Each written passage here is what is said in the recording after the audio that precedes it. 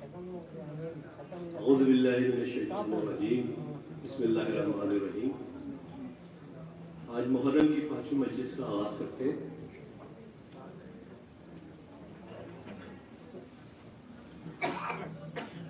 آج کا دن وابستہ ہے جناب اونو محمد بی بی فاطمہ بی بی زینب سلام اللہ علیہ کے بیٹوں سے، ان کی شان میں چند اشعار۔ بسم اللہ الرحمن الرحیم۔ بآواز بلند صلوات۔ اللہم صلی علی محمد وآل محمد۔ بارے دیگر صلوات۔ اللہم صلی علی محمد وآل محمد۔ زینب ابو تراب کی زینت کا نام ہے، زینب ابو تراب کی زینت کا نام ہے، زینب امامتوں کی امانت کا نام ہے، زینب علی کے خون کی طہارت کا نام ہے، زینب حسینیت کی ضرورت کا نام ہے، مانا وجود شاہ میں پوری ہے کربلا، زینب اگر نہ ہو تو ادھوری ہے کربلا، زینب اگر نہ ہو تو ادھوری ہے کربلا، زینب حسین کے لیے الفت کی انتہا، ایک دوسرے سے رہ نہیں سکتے کبھی جدا، اس راز سے تھا خالق اکبر بھی آشنا، اس نے صدائے کن سے بھی پہلے یہ طے کیا، نور نظر جہاں ہے وہی نور عین ہو، زینب اگر بہن ہو تو بھائی حسین ہو، زینب اگر بہن ہو تو بھائی حسین ہو، نور نگاہ دلبر شبیر کی، نور نگاہ دلبر شبر کی شکل میں، اونو محمد اور علی اصغر کی شکل میں، نور نظر شبیہ پیمبر کی شکل میں، عباس با وفا سے دلاور کی شکل میں، کرب و بلا کے واسطے کردار ڈال کر، ہر عمر کالی دیا زینب نے پال کر، ہر عمر کالی دیا زینب نے پال کر، ہو کر اسیر دین کو آزاد کر دیا، نازک مزاج قلب کو فولاد کر دیا، محشر تلک یزید کو برباد کر دیا، ان انداز انتقام کا ایجاد کر دیا، بنیاد رکھ دی ذکر شہ مشرقین کی، قصر ستم سے آئی صدا یا حسین کی، قصر ستم سے آئی صدا یا حسین کی، زینب ابو تراب کی زینت کا نام ہے، بآواز بلند صلوات۔ اللہم صلی علی محمد وآل محمد۔ اب میں جناب رضوان رضوی صاحب کو دعوت کلام دوں گا اور سلام سید الشہداء پیش کروں۔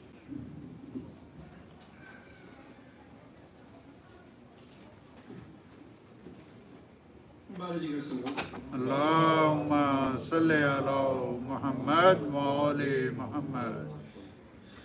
جس نے شبیر سے وفا کی ہے، جس نے شبیر سے وفا کی ہے، اس کی مرضی بھی اب خدا کی ہے، اس کی مرضی بھی اب خدا کی ہے. اتنی قسمت نہیں فرات تیری، اتنی قسمت نہیں فرات تیری، اتنی قیمت نہیں فرات تیری، جتنی عباس نے ادا کی ہے، جتنی عباس نے ادا کی ہے. اللهم صل على محمد وآل محمد. جب ستمزادوں نے فطرت کا گلا گھونٹ دیا، جب ستمزادوں نے فطرت کا گلا گھونٹ دیا، پیاسے ہونٹوں نے ضرورت کا گلا گھونٹ دیا، جب ستمزادوں نے فطرت کا گلا گھونٹ دیا، پیاسے ہونٹوں نے ضرورت کا گلا گھونٹ دیا.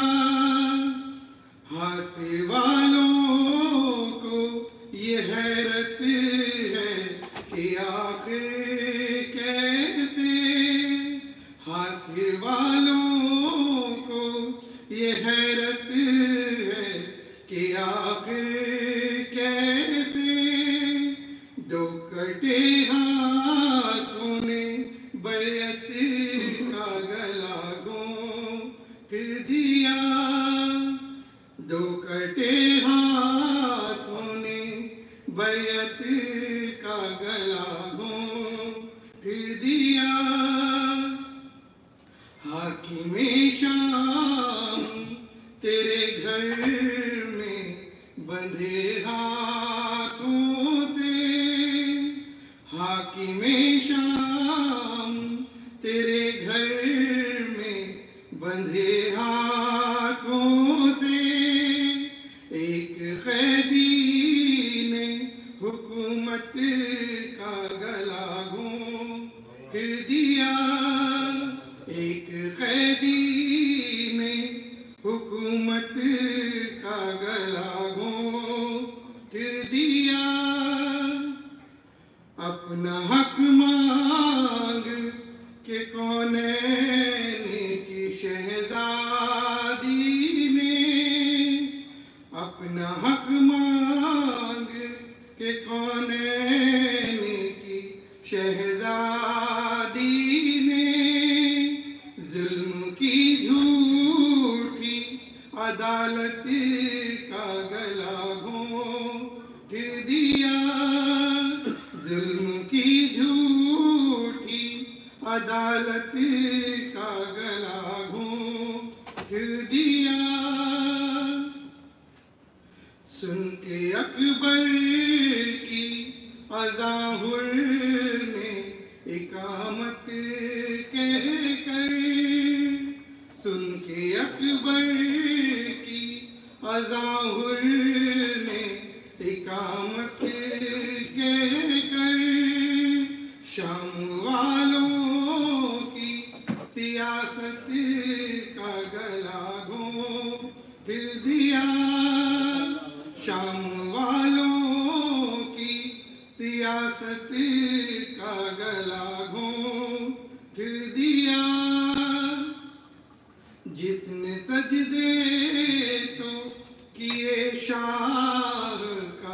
मातम न किया, जितने सजदे तो किए शाह का मातम न किया, उसने नायाब इबादत का गला घोंट दिया, उसने नायाब इबादत का गला घोंट दिया।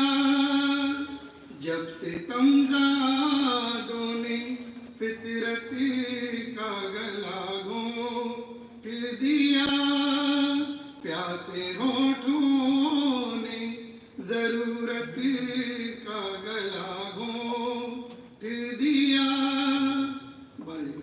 अल्लाहुम्मा सल्ली अला मुहम्मद व आले मुहम्मद। मावाद बुलंद सलवात। अल्लाहुम्मा सल्ली अला मुहम्मद व आले मुहम्मद। क़याम अज़मी के अशार का एक बंद अर्ज़ है। ज़ुल्मो जफ़ा का नक्श मिटाते हुए चलो, ज़ुल्मो जफ़ा का नक्श मिटाते हुए चलो, सोए हुए दिलों को जगाते हुए चलो, अश्के गमे हुसैन बहाते हुए चलो, टंका हुसैनियत का बजाते हुए चलो, अफ़साना करबला का सुनाते हुए चलो। अब मैं दावत कलाम दूंगा अली को कि वो आके नज़र कलाम पेश करें। आवाज़ बुलंद सलवात। अल्लाहुम्मा सल्ली अला मुहम्मद व आले मुहम्मद। अल्लाहुम्मा सल्ली अला मुहम्मद व आले मुहम्मद। अल्लाहुम्मा सल्ली अला मुहम्मद व आले मुहम्मद।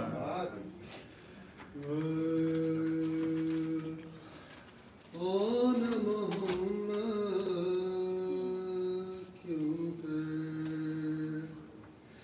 मान रोएगी तुम्हें, कौन मोहम्मद क्यों कर। और जब मदीने में नजर आएगी वीरान नगर, माँ न रोएगी तुम्हें, कौन मोहम्मद क्यों कर। और जब के जिंदान में तुम दोनों का सर आया था, माँ न रोई थी तुम्हें तुमको, किला तो होगा माफ करना जो अगर हो सके लाफ्ते जिगर। मुझसे पूछेंगे जो अब्दुल्ला कहाँ है मेरी नजरों से रिहा है बच्चे, क्या जवाब को ये माँ देगी मेरे नूर नजर। हुजरे देखूंगी तुम्हारे तो तड़प जाऊंगी,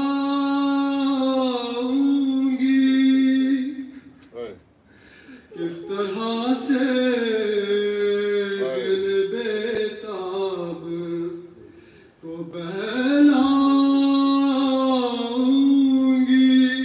अब नहीं लौट के आएंगे मेरे राश के कमर। तुम नहीं हो तो मजा सिवा कुछ भी नहीं जीने में, हर सिलों से फटा जाता है दिल सीने में। कौन अब मुझको पुकारेगा भला माँ कह कर। तुम नहीं पास तो अब नाज उठाऊंगी किसके, हुज्र हाथों से भला अब मैं सजाऊं किसके। काश मर जाती तेरे साथ ही दिखया मादर। ऐ मेरे लाल तेरे बाद सितम हम पे हुआ, हाय इस चश्मे फलक ने भी ये मंजर देखा। सर बरहना ये नहीं ले गए हमको दर दर। माँ न रोएगी तुम्हें और न मोहम्मद क्यों कर। दुरूद पढ़ो। अल्लाहुम्मा सल्ली अला मुहम्मद मौले माना रोएगी तुम्हें क्यों ना कौन मोहम्मद क्यों कर। माशाअल्लाह अली। अब मैं ज़हमत कलाम दूंगा जनाब इम्तियाज़ जमाल साहब को, वो आप अपना कलाम पेश करें। बावाज़ बुलंद सलवात। अल्लाहुम्मा सल्ली अला मुहम्मद मौले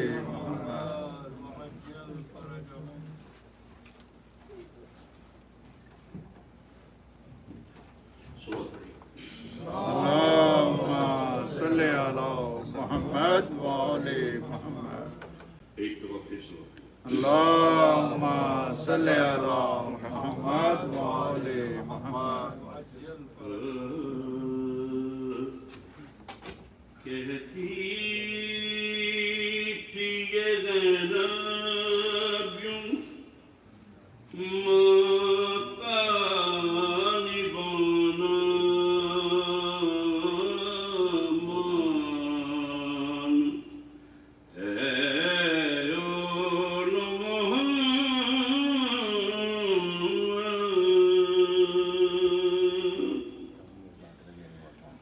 कहती थी ये ज़ैनब यूं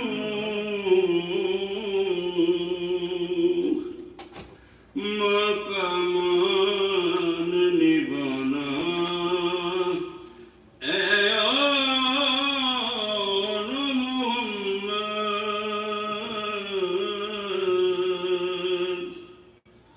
शबीर का तुम सदका हो,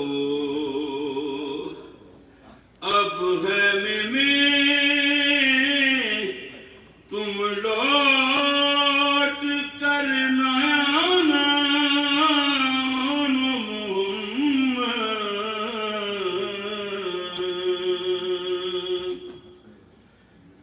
कहती थी ये ज़ैनब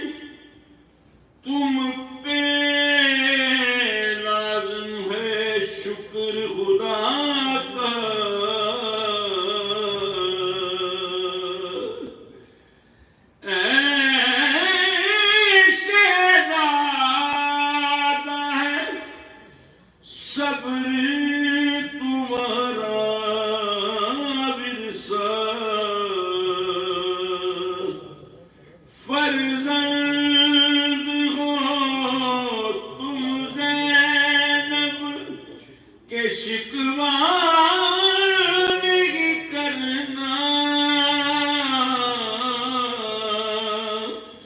جب زخم کوئی کھانا اے اور محمد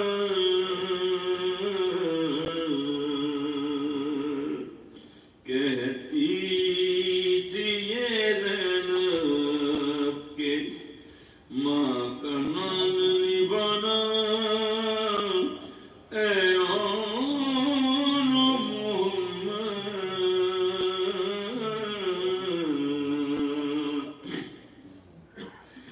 کب ہم پہ ستم کرنے کے لیے آئے ہیں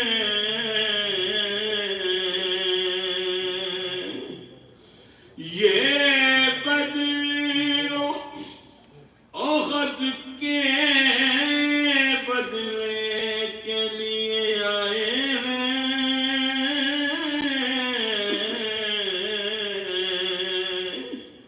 لازم ہے رجز سے پہلے میدان میں تم پر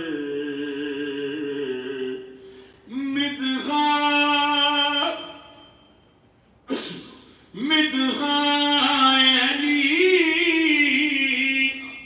ان کو سنانا یا محمد جب سانس تمہاری بچوں اکھڑنے والی اس وقت سرانے آئے گی مادر میری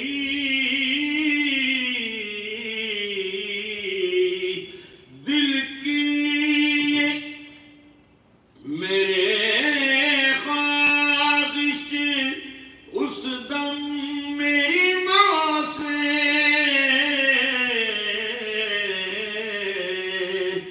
زخموں کو تم چھپانا ہے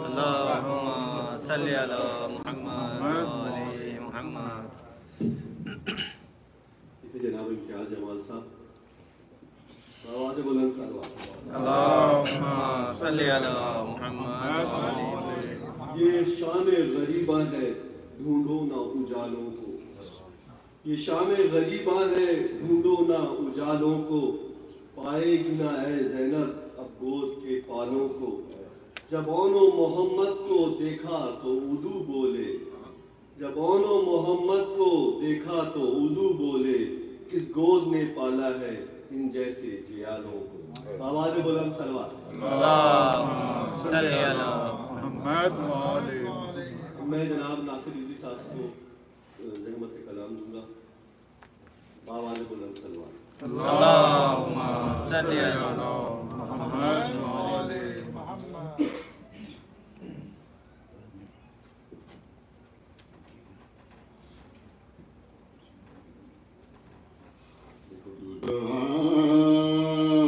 نور حسین قرآن نور حسین واللہ سر منہ فرق نہیں ہے دونوں کے مابین قرآن اور حسین اترا وہ قلب محمد پر یہ زہرا کے گھر میں آیا تابا کو سرک دوسرے سے ہوں گے نہ کبھی یہ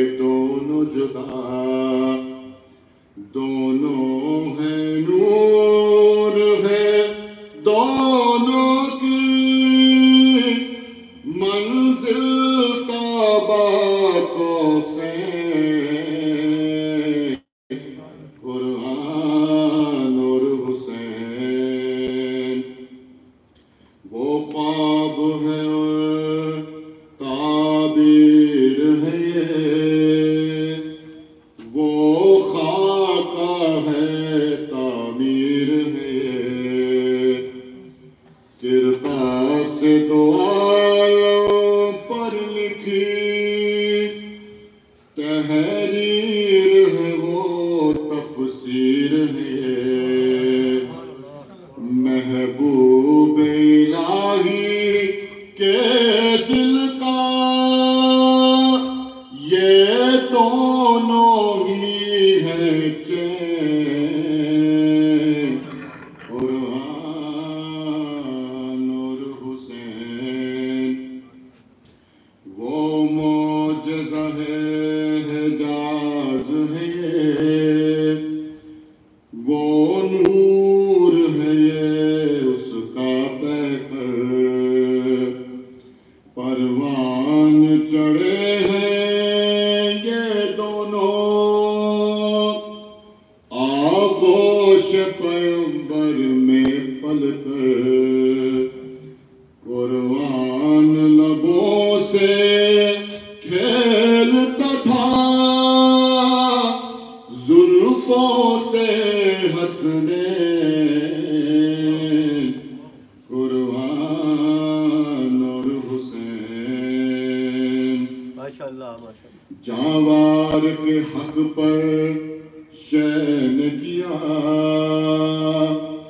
قرآن کے دشمن کو ابتر قرآن صدائیں دیتا ہے انا اعطیناک الکوثر باقی ہے نسل محمد کی جب تک ہے نسل حسین قرآن اور حسین قرآن اور حسین ماشاءاللہ اللهم صل على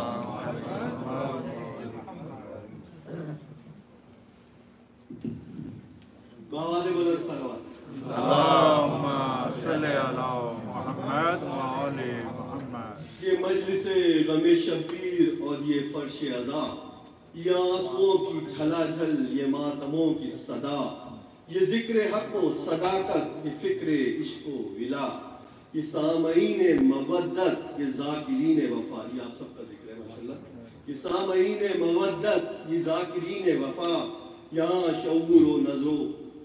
شعور و نظر کے چراغ جلتے ہیں تراشے جاتے ہیں دل اور دماغ ڈھلتے ہیں آواز بلند صلوات اللهم صل على محمد وآل محمد اب میں مؤدبانہ گزارش کروں گا جناب مولانا حجت الاسلام سید محمد رضا رضوی صاحب سے کہ وہ سید محمد رضا حسین رضوی حاضر کرتے ہیں آواز بلند صلوات اللهم صل على محمد أعوذ بالله من الشيطان اللعين الرجيم بسم الله الرحمن الرحيم لا حول ولا قوة إلا بالله العلي العظيم نحمده ونستعينه ونستغفره ونشكره ونتوسل إليه ونتوكل عليه نصلي ونسلم على خيرته في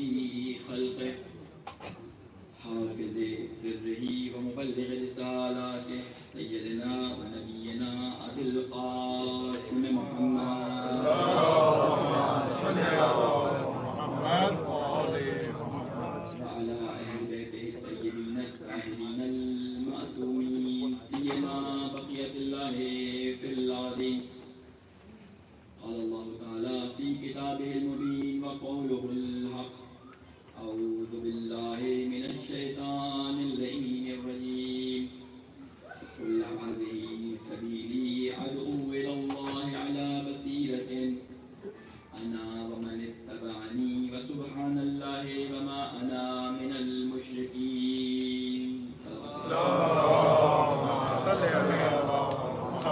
السلام علیکم ورحمۃ اللہ وبرکاتہ. نعرہ حیدری ہماری گفتگو ندائے الہی اور معرفت کربلا کے عنوان سے آج اپنی 5ویں منزل کے اندر داخل ہو رہی ہے. اور اب تک ہم نے جو آپ کے سامنے بیان کیا اس کا 1 منٹ میں مختصر خلاصہ بیان کرتے ہوئے میں اپنے موضوع کو ربط دوں گا. آگے جو مطالب میں نے آپ کے سامنے بیان کرنے ہیں. اللہ تعالیٰ نے سورہ یوسف کی اس آیت کریمہ میں یہ ارشاد فرمایا ہے کہ اے رسول کہہ دیجیے کہ میں دعوت دیتا ہوں, میں پکارتا ہوں, میں ندا دیتا ہوں اللہ کی طرف یا اللہ کے راستے کی طرف. یہ میرا راستہ ہے اور اس راستے پہ بلانے والا میں ہوں اور وہ ہے جس نے میری اتباع کی ہے. اور پاک ہے پروردگار, میں مشرکین میں سے نہیں ہوں. اس آیت کے ذیل میں ہم نے تقریباً تمام الفاظ جو اس آیت میں آئے تھے سوائے ایک لفظ کے آپ کے سامنے واضح کر دیے تھے. اور کچھ آپ کو یہ بھی بیان کیا تھا کہ معرفت کیوں ضروری ہے. اس لیے ضروری ہے کہ جب کوئی خدا کو پہچاننا چاہتا ہے تو خدا. اس کے بعد ہماری گفتگو یہاں تک پہنچی تھی کہ رسول خدا صلی اللہ علیہ وآلہ وسلم کے زمانے میں امام خود رسول صلی اللہ علیہ وآلہ وسلم کی ذات اقدس تھی اور اس زمانے میں یہودی آپ کی معرفت رکھتے تھے, لیکن وہ بت جو ان کے دلوں میں نسل پرستی, قوم پرستی یا کسی بھی قسم کی برتری جو ان کے ذہنوں میں موجود تھی, اس برتری کی وجہ سے انہوں نے رسول خدا صلی اللہ علیہ وآلہ وسلم کی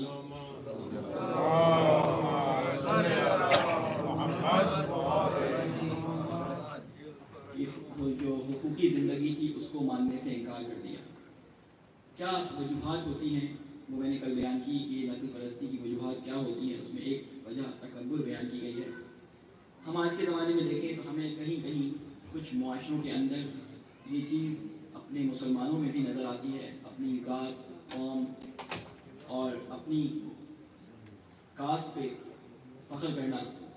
کوئی اپنے آپ کو شیخ ہونے پہ فخر کرتا ہے, کوئی اپنے آپ کو سید ہونے پہ فخر کرتا ہے, کوئی کسی وجہ سے فخر کرتا ہے, کوئی کسی نسل کے کسی لقب کی وجہ سے جو کسی شاید کسی انگریز بادشاہ نے اس کو, انگریز حکومت نے اس کو دیا ہو, اس پہ فخر کرتا ہے. مختلف قسم کے فخر آپ کو موجود ہے, آپ کو معلوم ہے کہ مختلف زمانوں میں موجود ہے.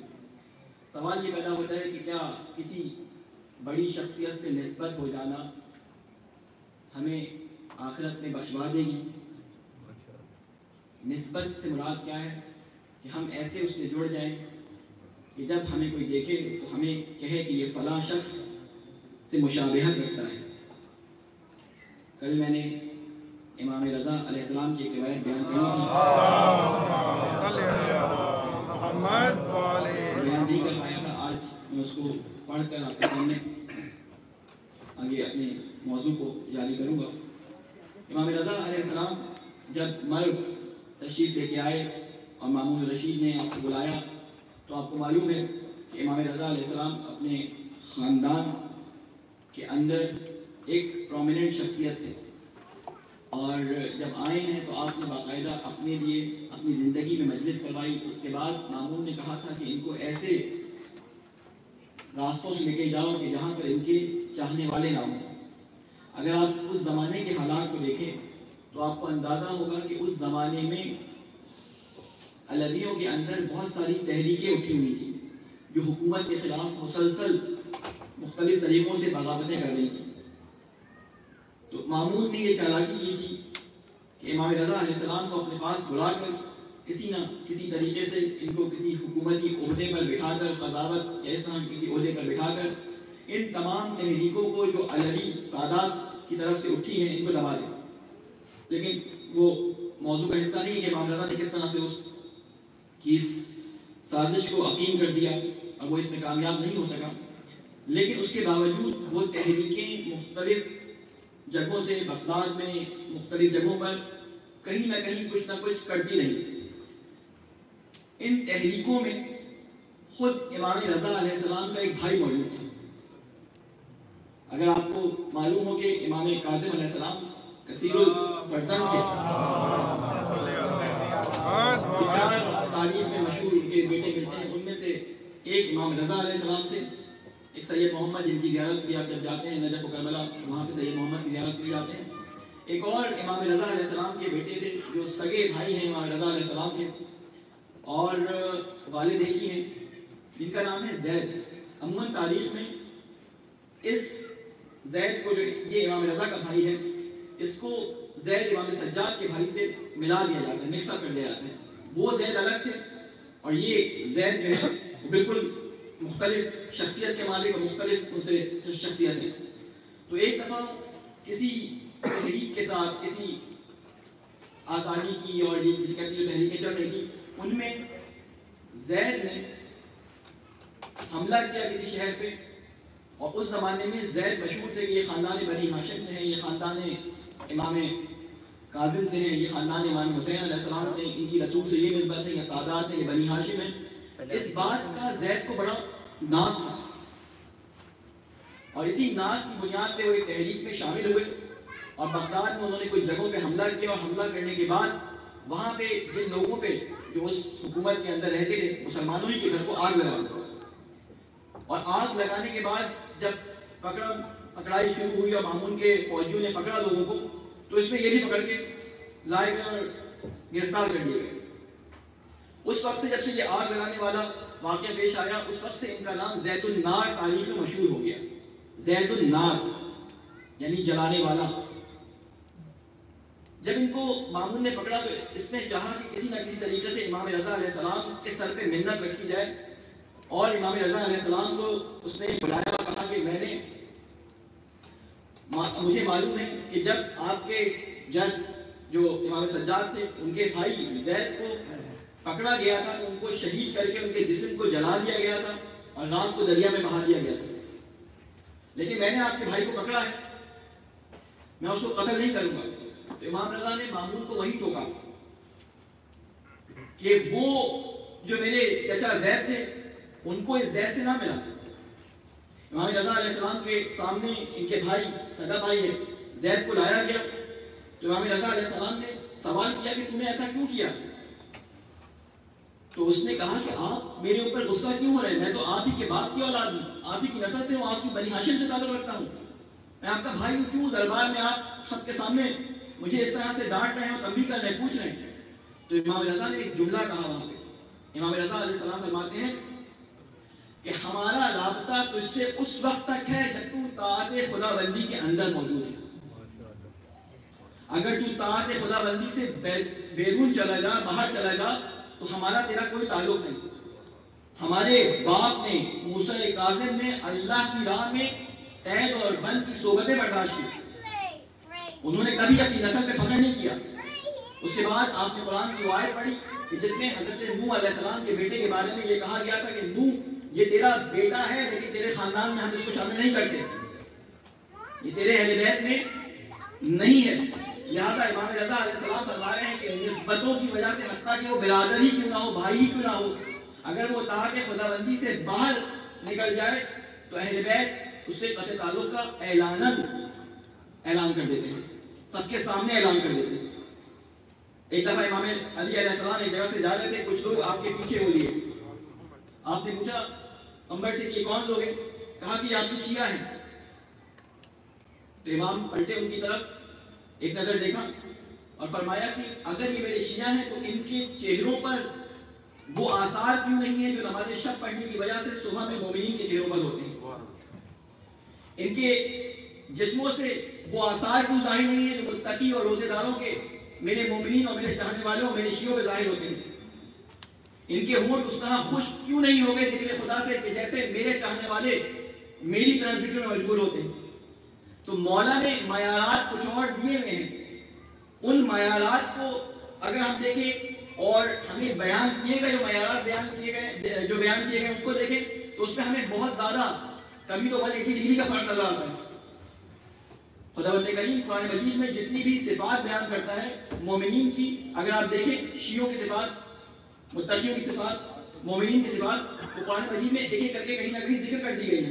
قرآن مجید میں خداوند کریم یہ فرماتا ہے, ایک صلوات بھیجیں محمد والے محمد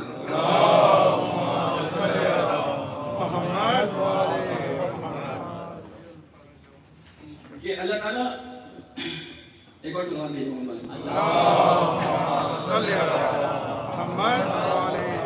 کہ انما المؤمنون الذین اذا ذکر اللہ, انما یہ لفظ آپ لوگوں کے لیے بہت آشنا ہے, انما یرید اللہ آپ سنتے رہتے ہیں, یعنی صرف اور صرف بے شک یقیناً صرف ایسا ہی ہے. ان معنی میں یہ لفظ استعمال ہوتا ہے, یعنی حصر انما جب آتا ہے کسی چیز کے ساتھ یعنی اس کو محصور کر دیتا ہے کسی بات کے ساتھ جو آگے بیان کی جا رہی ہے. انما المؤمنون, مومنین صرف وہی ہیں. کون ہیں؟ اذا ذکر اللہ وجلت قلوبہم, جب اللہ کا ذکر ان کے سامنے کیا جاتا ہے تو ان کے چہروں پہ مایوسی نہیں آتی بلکہ وجلت قلوبہم, ان کے چہروں میں ان کے دلوں میں نورانیت پیدا ہونی شروع ہو جاتی ہے. یہ اس ذکر کی طرف اٹریکٹ ہوتے ہیں. وَإِذَا تُلِيَتْ عَلَيْهِمْ آيَاتُهُ, اور جب ان کے سامنے قرآن کی آیات پڑھتی سنائی جاتی ہیں, زَادَتْهُمْ إِيمَانًا, تو ان کا ایمان زیادہ ہوتا ہے, بڑھتا ہے ان کا ایمان, کم نہیں ہوتا. وَعَلَىٰ رَبِّهِمْ يَتَوَكَّلُونَ, اور یہ وہ لوگ ہیں جو اللہ ہی پر توکل کرتے ہیں, کسی اور پر اہل غیرے پر توکل نہیں کرتے. یہ نشانی بیان کر رہا ہے مومنین کی. اور ہم امام علی علیہ السلام کے بارے میں کیا فرماتے ہیں کہ وہ امیر المومنین ہیں, وہ امام المتقین ہیں, وہ مولا المواحدین ہیں. اگر ہم اپنے آپ کو ان القاب کو بیان کر کے نعرے لگا سکتے ہیں تو کیوں ہم اپنے آپ کو ان القاب کے سائے میں لے کے نہیں آتے؟ اگر وہ امام المتقین ہیں تو ہم متقی کیوں نہیں بنتے؟ اگر وہ مولا المواحدین ہیں تو ہم کیوں مواحد نہیں بنتے؟ اگر وہ امیر المومنین ہیں تو کیوں ہم مومن نہیں بنتے؟ یہ ساری نشانیاں قرآن کے اندر متقیوں کی مومنین کی بیان کی گئی ہیں. چلے ٹھیک ہے, ہمیں قرآن کی زیادہ بات سمجھ نہیں آتی, ہم کہتے ہیں قرآن سمجھ نہیں آتا, ہم ذرا امیر المومنین علیہ السلام کی طرف دل سے ہماری محبت بہت زیادہ ہے, ہم دعوے دار بھی ہیں کہ مولا امیر المومنین سے ہماری محبت بہت زیادہ ہے. آپ کے ایک صحابی ہیں حمام کے حمام, تاریخ کا نام ملتا ہے. یہ مولا کے پاس آئے, مولا کے پاس آنے کے بعد کہا کہ مولا مجھے بتائیے کہ متقین کی نشانی ایسے بتائیں کہ میں گویا اس کو دیکھ رہا ہوں. مولا نے ایک دفعہ حمام کی طرف دیکھا, نظروں کو جھکایا اور کہا کہ ایک سنگین سی محسوس کی مولا نے, اور پھر ایک سادہ سا جواب دیا کہ مومن وہ ہے کہ جو ہمیشہ یعنی جتنے بھی فضل ہیں یہ فضلوں میں گھرا رہتا ہے. یعنی ایسا نہیں ہے کہ وہ کبھی نماز پڑھا ہو تو صرف صاحب فضل ہو, وہ روزہ رکھے ہو تو صاحب فضل ہو, وہ گھر میں ہو تو صاحب فضل ہو, وہ بازار میں ہو تو صاحب فضل ہو. نہیں, یہ جہاں بھی ہوتا ہے, چاہے مسجد میں ہو چاہے مسجد سے باہر ہو, چاہے اکیلے میں ہو چاہے لوگوں کے درمیان ہو, یہ صاحب فضل ہوتا ہے. اس کے دو رخ نہیں ہوتے. مولا یہ کہہ کے خاموش ہو گئے. اب حمام نے کہا کہ مولا اس سے تو کام نہیں چلے گا, مجھے مزید بتائیں. مولا نے پہلے ایک سادہ جواب دیا. اب ایسے سوال کرنے والے مولا امیر المومنین کے پاس بہت کم آتے تھے. ایسے تو بہت تھے, پوچھتے تھے کہ ہمارے بالوں کی تعداد کیا ہے. آج کل بھی آپ کو بہت سارے ایسے ملیں گے, جی امام حسین کے گھوڑے کے جو بچے تھے اس کے نام کیا ہیں, اس میں پوری کتابیں لکھ دی گئی ہیں. وہ زلجنا تھا یا دلجو تھا جس پہ بیٹھ کے امام حسین گئے تھے, یا فلاں جو ہے وہ پہاڑ پر جو دو قبریں ہیں ان میں کون سی والی قبر جو ہے وہ امام رضا کے بھائی کی ہے اور کون سی والی قبر فلاں کی ہے. اس طرح کے سوال کرنے والے بہت ملیں گے, لیکن اس طرح کے معرفت والے سوال کرنے والے کہ جو ایسا سوال کرے کہ آتی دنیا تک ان کے ملنے والے جواب مشعل راہ. تو میں سارا خطبہ بیان کرنا میرا مقصود نہیں ہے, یہ آپ لوگ خود انشاءاللہ میں جو کرا رہا ہم تمام لوگوں کے گھروں میں موجود ہو گیا. گھروں میں یہ تو موبائل ایپس موجود ہیں, آپ خطبہ حمام پڑھیں, اس میں متقین کی صفات بیان کی ہے مولا نے. اس میں سے ایک صفت میں بیان کروں گا اور باقی میں اپنے مطلب پہ آ جاؤں گا کہ مولا فرماتے ہیں کہ متقین کی ایک صفت یہ ہوتی ہے کہ یہ ہمیشہ درست بات کرتے ہیں. مولا نے یہ نہیں کہا سچ بات کرتے ہیں, یہ نہیں کہا حق بات کرتے ہیں. مولا نے کہا ان کی بات ہمیشہ درست ہوتی ہے, صحیح ہوتی ہے, کیونکہ جو غیبت کر رہا ہوتا ہے وہ بھی کبھی کبھی سچ بول رہا ہوتا ہے جس کا منع کیا گیا ہے. ان کی بات درست ہوتی ہے, موقع محل کے لحاظ سے بالکل پرفیکٹ بات کرتے ہیں. یہ متقین کی صفات مولا نے بیان کی. یہ متقی ہوتے کون ہیں, وہ صفات اگر پڑھیں گے تو آپ کو معلوم ہوگا. اس متقی کو بیان کرنے سے پہلے ہمیں معلوم ہونا چاہیے کہ اصل میں تقویٰ ہے کیا. ہم بہت سنتے ہیں ہر جمعے کے خطبے میں, آپ جو بھی عالم خطبہ دیتے ہیں اس میں کہتے ہیں کہ اتقوا اللہ, کہ میں آپ کو اللہ سے ڈراتا ہوں, میں آپ کو نصیحت کرتا ہوں تقویٰ کی. تقریباً سب نے سنی ہوگی. یہ تقویٰ ہے کیا چیز, تقویٰ کس معنی میں استعمال کیا جاتا ہے؟ تقویٰ کے بہت سارے معنی جو ہیں قرآن مجید میں بھی ملتے ہیں، علماء نے بھی بیان کیے، روایات بھی ملتے ہیں. میں صرف ایک ڈکشنری کے لحاظ سے سادے معنی بیان کروں گا، اس سے کوشش کروں گا کہ آپ کے ذہنوں کو نزدیک لے جائیں. صلوات بھیجیں محمد والے محمد.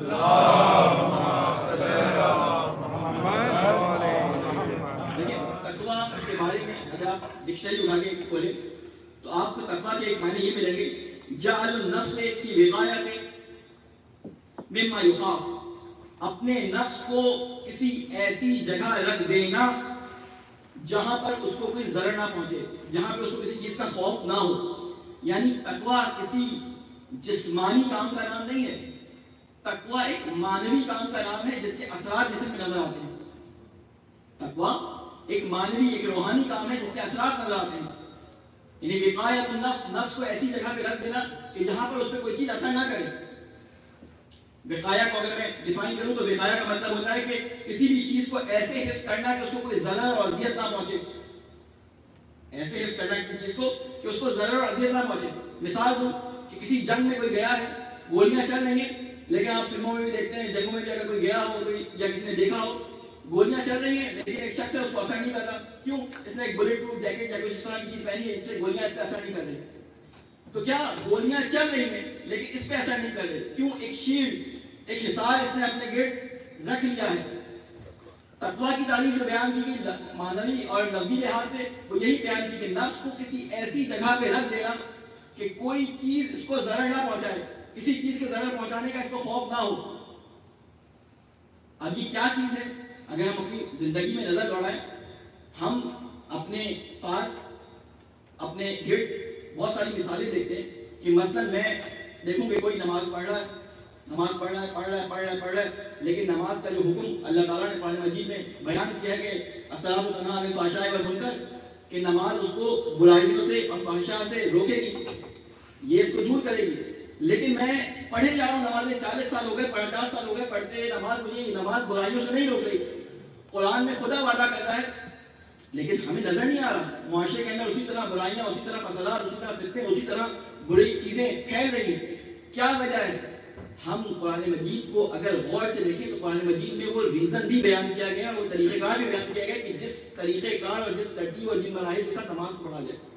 عموماً یہ چیز بیان نہیں کی آتی. میری باتیں عموماً تھوڑی سی سمجھ میں ناآشنا ہوتی ہیں لوگوں کے لیے، لیکن کیا کروں کہ خدا سے ڈرتا ہوں، خدا کے سامنے جواب دے ہوں کہ اگر یہ باتیں بیان نہیں کی ممبر سے تو کوئی اور ذریعہ نہیں ہے ہمارے پاس ان باتوں کو بیان کرنے کا. قرآن مجید کے اندر سورہ بقرہ ہر دفعہ جب آپ پڑھتے ہیں تو اس آیت سے گزرتے ہیں. اس آیت کے اندر قرآن مجید میں اللہ تعالیٰ فرماتا ہے لیس البر ان تولوا وجوہکم، نیکی یہ نہیں ہے. اب یہ بتا رہے ہیں نماز کے بارے میں، بتا رہے ہیں کہ نماز کیا اثر کرتی ہے. یہ جو نماز جس کے بارے میں کہا گیا ہے کہ نماز برائیوں سے، بے حیائیوں سے روکتی ہے، یہ نماز کون سی ہوتی ہے؟ میں نے اسی لیے کوئی روایت لے کے دیا، روایات کثرت سے آپ کو ملیں گی اور صحیح روایت ملیں گی. میں تو قرآن کی آیت لے کے آ رہا ہوں کہ جب آپ کو کہا گیا ہے کہ قرآن میں غور و فکر کرے تو اس آیت سے ہم پڑھ کر 10,000 دفعہ گزرے ہوں گے. آپ کے لیے یہ لہجہ، یہ آیت آشنا ہوگی. لیس البر ان تولوا وجوہکم قبل المشرق والمغرب، کہ نیکی یہ نہیں ہے کہ تم اپنے چہروں کو مشرق اور مغرب کی طرف گھما لو. نیکی یہ نہیں ہے کہ تم اپنے چہروں کو صرف مشرق اور مغرب کی طرف گھما لو. ولیکن البر من آمن باللہ. اب یہ ترتیب بتانا شروع کریں یا آپ نوٹ کریں اپنے ذہنوں کے اندر. لیکن نیکی کیا ہے؟ نیکی کے بارے میں ڈیفائن کر رہے ہیں. پہلے بیان کیا تھا کہ نیکی حاصل نہیں کر سکتے جب تک کہ اپنی قیمتی راہ اللہ کی راہ میں نہ دے دیں. لن تنالوا البر حتی تنفقوا، کہ نیکی کو ہرگز حاصل نہیں کر سکتے جب تک کہ سب سے قیمتی شے اپنی زندگی کی دے دیں، چاہے وہ وقت ہو، چاہے اولاد ہو، چاہے مال ہو، چاہے کوئی بھی چیز ہو جو آپ کے لیے سب سے قیمتی چیز ہے. جب تک وہ اللہ کی راہ میں نہیں دیں گے نیکی نہیں مل سکتی. پھر کچھ لوگ سمجھتے ہیں کہ یہ دینے کے بعد ہمیں نیکی مل گئی تو اللہ تعالیٰ اس کو مزید ڈیفائن کر رہے ہیں کہ نیکی ہے کیا بولا. نیکی صرف نماز پڑھ لینے کا نام نہیں ہے کہ تم نے نماز پڑھ لی، اپنے منہ کو قبلے کی طرف کر لیا، مشرق مغرب کی طرف کر لیا اور اللہ کا ذکر کر دیا، یہ نیکی نہیں ہے. بلکہ اسٹیپس بتا رہا ہے کہ وہ نماز جو برائیوں سے اور فحشاء سے روکتی ہے وہ نماز کون سی ہے. اللہ تعالیٰ قرآن مجید میں فرماتا ہے، ایک صلوات بھیجیں محمد علیہ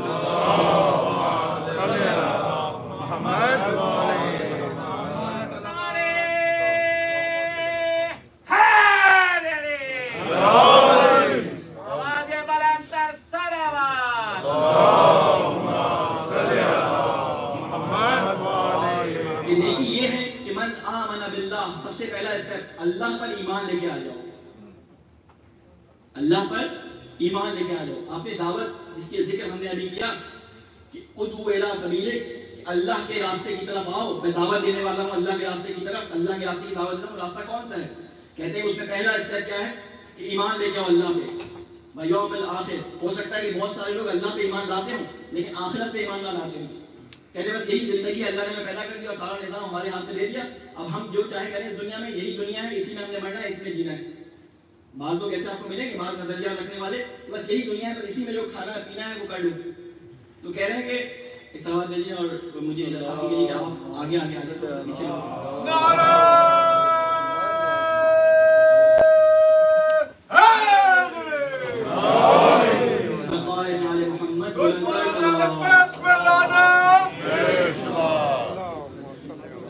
بابا جے بلندر صلوات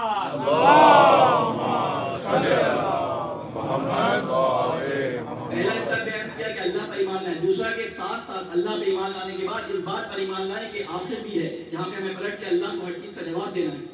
اس کے بعد کہا کہ والملائکہ، ان تمام ملائکہ کو جو اللہ تعالیٰ نے مختلف خدمات پہ معمور کیے ہیں آپ کے، ان سب کے اوپر ایمان لے کے آئے۔ اللہ تعالیٰ بہت ناپسند کرتا ہے کہ اللہ کے ملائکہ کو کوئی کچھ کہے۔ یہودیوں میں کام کیا تھا کہ وہ کہتے تھے کہ جبرائیل کے اوپر، جبرائیل سے بہت نالا تھے کہ جبرائیل غلط جگہ پر نبوت کو پہنچاتے ہیں، اس لیے اللہ تعالیٰ نے کہا کہ جو جبرائیل کا دشمن ہے گویا وہ خدا کا دشمن ہے، اور نبی نے فرمایا اللہ تعالیٰ نے، یعنی اللہ کے تمام ملائکہ پر ایمان لے کر آؤ۔ پھر اس کے بعد بیان کرتے ہیں والکتاب، اور جو اللہ نے ساری کتابیں بھیجی ہیں ان پر ایمان بھی لے کے آؤ، ان کو سمجھو بھی، والنبیین، اور صرف کتاب پر ایمان لے کے نہیں آؤ، جو نبی آئے ہیں، یہودی کتاب کو مانتے تھے، ایک ایک کر کے پھنساتے جا رہے ہیں، جو نبی آئے ہیں اور آخری نبی جو آئے ان سب پہ ایمان لے کے آؤ، کسی کو چھوڑو نہیں، آخری نبی تک تمام آدم سے لے کر خاتم تک تمام انبیاء پر ایمان لے کے آؤ۔ جب یہ سارے کام کر لو تو پھر اس کے بعد اب عملی کام، یہ سارے عقیدتی، ذہنی، معنوی کام تھے جو عقیدے سے تعلق رکھتے تھے، اب کہہ رہے ہیں کہ اپنی جسمانی طور پہ، ظاہری طور پہ کام بھی شروع کرو۔ فرماتے ہیں وآت المال، اور عطا کرو اپنا مال، علی حب، اللہ کے محبت میں اور یتیموں کی محبت میں، پھر قربا والیتامی، اپنے رشتہ داروں کو اپنے مال ان کے اوپر خرچ کرو، یتیموں پہ خرچ کرو اور مسکینوں پہ خرچ کرو۔ میں زیادہ اس کی ڈیٹیل میں نہیں آ رہا ہوں، میں صرف مراحل بیان کر رہا ہوں۔ یہ سارے کام جب کر لو، ابن سبیل، اور جو ابن سبیل ہیں، جو مسافر ہیں، ان کے اوپر خرچ کرو۔ پھر اس کے بعد ہمارا ہے والرقاب واقام الصلاۃ، جب یہ سارے کام انجام دے لو تو اب قائم کرو نماز۔ اگر آپ لوگوں کے دل دکھا کر، اگر آپ لوگوں کا مال کھا کر، اگر خاندان میں کوئی ایسا مستحق موجود ہے کہ جس کو مدد کی ضرورت ہے، اس کی مدد کو کھا کر، یہ پیسہ آپ کی جیب میں اللہ نے دوسروں کی مدد کے لیے دیا ہے۔ میں نے کل آیت آپ کے سامنے بیان کی تھی کہ اللہ نے مومنین سے جنت کے بدلے کیا چیز خریدی ہے؟ ان کی جان بھی خرید لی ہے، ان کا مال بھی خرید لیا ہے۔ تو اب آپ کے اطراف میں جہاں آپ کو پتہ چلے کوئی ضرورت مند ہے تو آپ کے اوپر واجب ہو جاتا ہے کہ اس کی مدد کریں، اس کو اس مشکل سے کسی بھی طریقے سے نکالیں، چاہے مال کے ذریعے، چاہے اپنی بات کے ذریعے، کسی بھی طریقے سے نکالیں۔ یہ جو رقاب کا ہے، آج کل غلام تو ہوتے نہیں، رقاب سے مراد ہر وہ شخص جس کی گردن کسی نہ کسی مصیبت میں پھنسی ہوئی ہے، چاہے وہ کسی بیٹی کی شادی کا مسئلہ ہو، چاہے وہ کسی کے جہیز کا مسئلہ ہو، چاہے وہ کسی بھی قسم کا مسئلہ ہو، ایکس وائی زی، آپ اس کی گردن کو اس مصیبت سے نجات دیں۔ جب یہ سارے کام آپ کر لیں گے، یتیموں کی، بیواؤں کی، ابن سبیل کی، سب کی مدد کر لیں گے، اب جب آپ نماز پڑھیں گے تو یہ نماز ہے جو آپ کو برائیوں سے بھی روکے گی اور فحشا سے بھی روکے گی۔ سبحان اللہ، سبحان اللہ، بابا نے بولا صلوات۔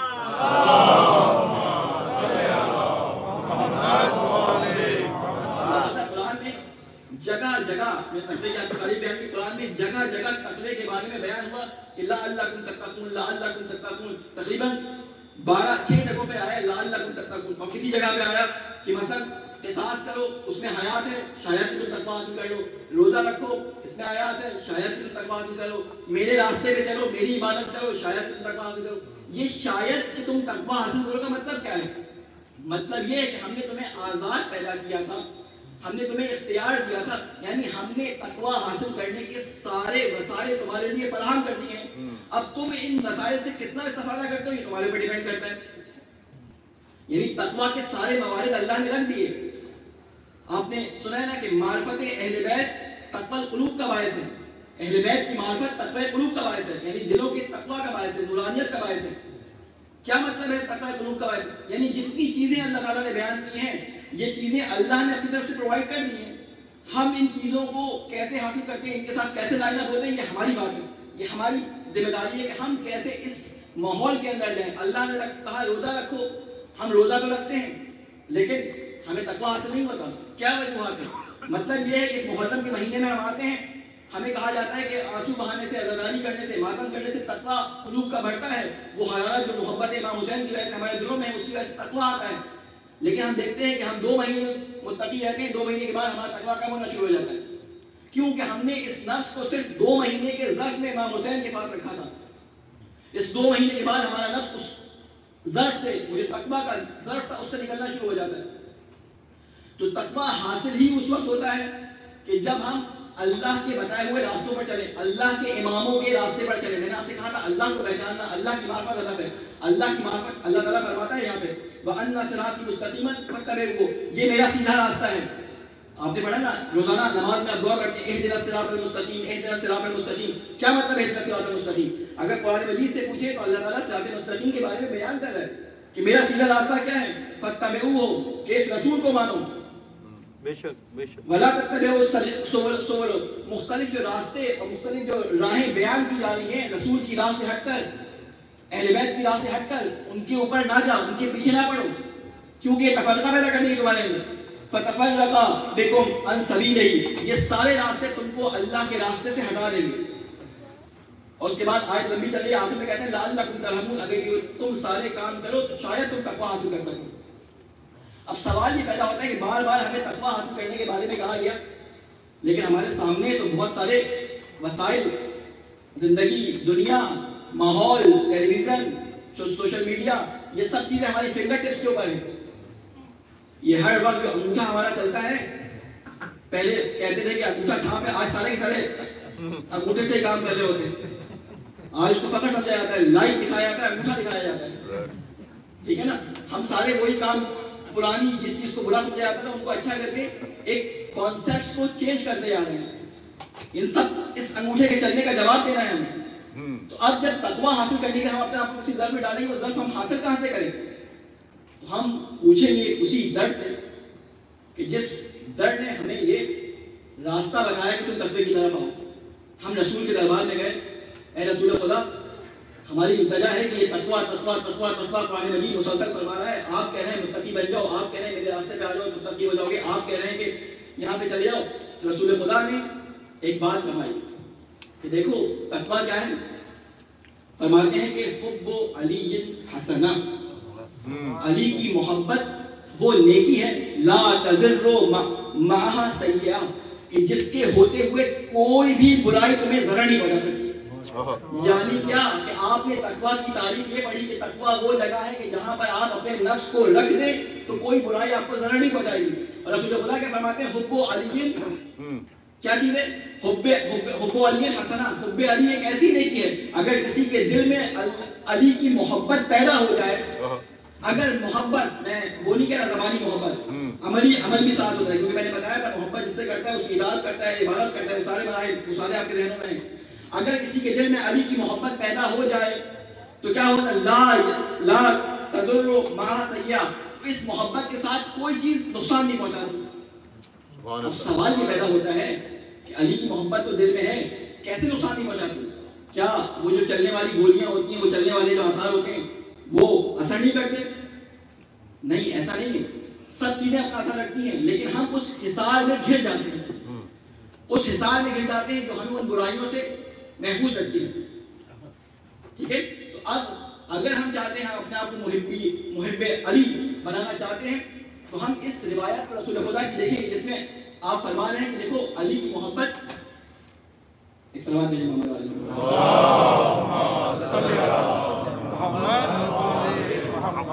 ایک اور سلوات دیں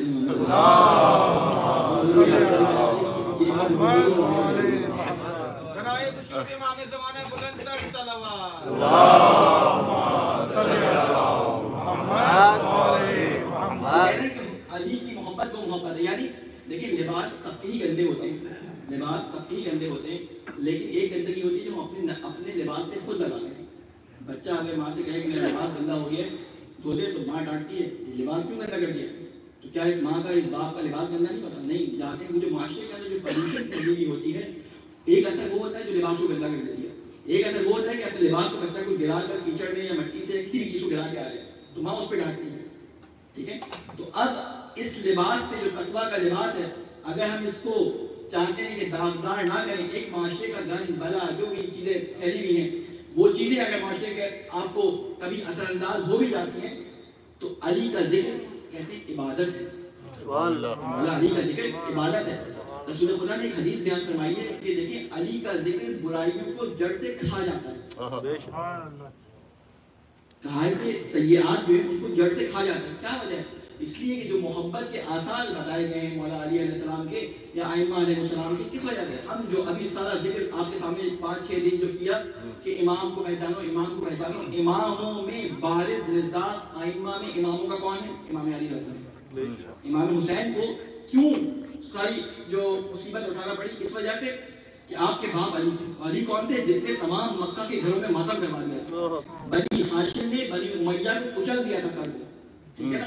تو یہی وجہ تھی کہ بنی امیہ ان کی حکومت کے خلاف تھی. یہ بدلہ تھا علی کا, بلکہ میں اس کے پیچھے جاؤں یہ بدلہ تھا ابو طالب کا جو دیا جا رہا تھا امام حسین علیہ السلام سے. وہ چاہتے تھے کہ اس اسلام کو دوبارہ پلٹانے کی طرف وہی جہالت کی طرف. یہی وجہ ہے کہ یزید نے کہا تھا کہ نہ کوئی اسلام آیا تھا نہ کوئی وحی آئی تھی, یہ ساری کے سارے بنی ہاشم کا ڈھونگ تھا نعوذ باللہ. اور انہوں نے یہ نبوت کا یہ خدا نہ خواستہ ایک گیم کھیلا ہے, ڈرامہ رچایا ہے, مجھے کہتے ہوئے شرم آتی ہے لیکن یزید کے اشعار ہیں جو اس نے بیان کیے. تو یہ امام حسین چاہتے تھے کہ اس چیز کو بچائیں اور ہمیں یہ بتایا تھا کہ تم اگر اس چیز کو بچانا چاہتے ہو تو تم ہمارا ساتھ دو, ہر زمانے میں ساتھ دو, کیونکہ اگر تم ساتھ نہیں دو گے تو ہم اکیلے بھی نہیں کر سکتے. امام معصوم نبی کوئی بھی ہو وہ اپنے فالوورز کے ساتھ کچھ کر سکتا ہے. فالوورز سے بغیر چاہے وہ محمد مصطفیٰ بھی ہوں ان کو پتھر کھانے پڑتے ہیں, وہ علی مرتضیٰ بھی ہوں ان کے ہاتھ بن جاتے ہیں, وہ امام رضا بھی ہوں ان کو اپنے شہر سے کھینچ کے لے جایا جاتا ہے. کوئی بھی ہو اگر فالوورز نہ ہوں اور حقیقی فالوور نہ ہوں جو وقت پہ لگا نہ دیں, کیونکہ آپ کو معلوم ہے کہ میں نے کل ذکر کیا کہ بی بی زینب نے سوال کیا تھا کہ بھیا آپ نے اپنے ساتھیوں کا امتحان لیتے کیوں کیا؟ کیونکہ جو ماننے والے تھے جو اپنی جان فدا کرنے والے تھے انہوں نے آخر وقت میں اماموں کا ساتھ چھوڑا. وجہ کیا تھی؟ محبت کرتے تھے اہل بیت سے, معرفت بھی رکھتے تھے اہل بیت کو, لیکن مال دنیا چچا زاد بھائی ہے, کزن ہے جو سپہ سالار ہے امام حسن علیہ السلام کی فوج کا, جب پیسوں کی دعوت دی گئی اور حسین جو ہے وہ کلیدوں کی دعوت اس کو آفر کی گئی, امام حسین کا لشکر لے کے پورا چلایا امام حسن علیہ السلام کا. حتیٰ کہ یہ حالت آ گئی کہ امام حسن کے نیچے سے جو جانماز تھی وہ تک کھینچ کے لے گئے. کئی دفعہ امام حسن نے حملہ کیا. تو اب یہ کون لوگ تھے؟ وہی لوگ جو چاہنے والے تھے, لیکن چاہنے والے حقیقی نہ ہونے کی وجہ سے کوئی بھی امام مطلع نہیں لا سکا سوائے امام حسین علیہ السلام کے, کیونکہ وہ حلال بن ہی نہیں سکے. ہر زمانے میں شیعہ بہت سارے تھے جو البعین حسینی پر جایا کرتے تھے کربلا, اسی زمانے میں امام کاظم قید میں تھے, لیکن اگر یہی گروہ جو وہاں پہ ہزاروں کی تعداد میں امام حسین کے پاس جایا کرتا تھا اپنے ہاتھ پیر کٹا کے, اگر یہ ایک دفعہ امام کاظم کو چھڑانے چلے جاتے کیا چھڑوا نہیں سکتے تھے؟ معرفت کبھی سوچا ہی نہیں, ان کو ثواب کے لیے اپنی جنت دینی تھی امام حسین سے, تھے ان میں کچھ ان کی اتنی چلتی نہیں تھی. لیکن بہرحال ہم اگر چاہتے ہیں معرفت کے ساتھ چلنا تو ہمیں اللہ کی کتاب اور ائمہ علیہ السلام کی سیرت کو پڑھنا ہوگا, ان حالات کو سمجھنا ہوگا کہ کن حالات میں یہ لوگ رہے اور ان کے پاس مشکلات ہیں. کیونکہ ہم اگر دیکھیں تو اللہ تعالیٰ نے ہمارے لیے ہمارے ائمہ پر فرشتے اتارے ہیں. ہم مثالیں تو بیان کرتے ہیں کہ ائمہ پہ وحی آتی تھی, ائمہ پہ فرشتے آتے تھے, کہ ہم پہ فرشتے نہیں آ سکتے؟ میں آپ سے سوال کر رہا ہوں, ہم پہ فرشتے آ سکتے ہیں یا آ سکتے ہیں؟ آ سکتے ہیں. قرآن مجید فرما رہا ہے ہر طرح کے فرشتے شیاطین آ سکتے ہیں. اللہ تعالیٰ قرآن مجید میں فرماتا ہے کہ جب کوئی شخص صلوات بھیجے محمد علیہ محمد پہ,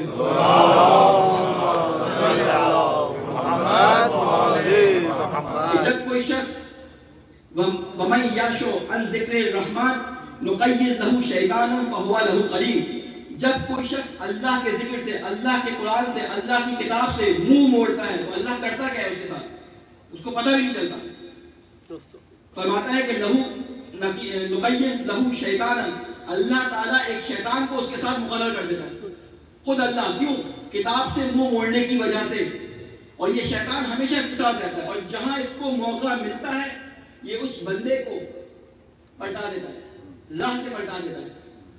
اسی وجہ سے ہمیں تاریخ اسلام میں ایسے لوگ ملتے ہیں کہ جو آخر وقت تک مولا امیر المومنین علیہ السلام کے ساتھ تھے، حتیٰ کہ محبت میں شدید محبت رکھنے والے تھے، ایسی محبت کہ محبت کی مثالیں دی جاتی تھیں۔ آپ سب نے زبیر بن عوام کا نام سنا ہے، زبیر بن عوام کا نام سنا ہے آپ نے؟ کون تھے؟ رسول کے نبی علی کے چچا زاد بھائی ہیں، رسول کے کزن ہیں، علی کے کزن ہیں۔ ایک دفعہ ایک جگہ سے رسول خدا صلی اللہ علیہ وسلم جا رہے تھے،